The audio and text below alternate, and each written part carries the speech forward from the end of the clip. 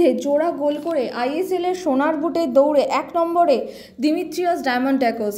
পিছনে ফেলে দিয়েছেন ওড়িশা এফসির রয় কৃষ্ণাকে। বুধবার মোহনবাগানের বিরুদ্ধে কেরালা ব্লাস্টার্সকে একমাত্র তিনিই জয়ের আশা দেখিয়েছিলেন। পরের দিনই তাকে নিয়ে শুরু হয়ে গেছে জোর আলোচনা। বৃহস্পতিবার সকাল থেকেই সোশ্যাল মিডিয়া জুড়ে ছেয়ে রয়েছে একটাই খবর, দিমিত্রিয়স ডায়ামান্টাকোস নাকি পরের মরশুমে যোগ দিচ্ছেন ইস্টবেঙ্গলে। এই মরশুম পর্যন্তই তার সঙ্গে চুক্তি রয়েছে কেরালা ব্লাস্টার্সের। অন্যদিকে ইস্টবেঙ্গল ভিক্টর ভাস্কুয়েজ এবং ফেলিসিও ব্রাউনকে এই মরশুম পর্যন্তই সই করিয়েছে। তাই এই মরশুমের পর দুজনকেই ছেড়ে দেবে ইস্টবেঙ্গল।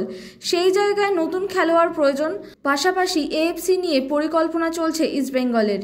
তাই এই জল্পনা মনে আশা জাগিয়েছিল লাল হলুদ সমর্থকদের।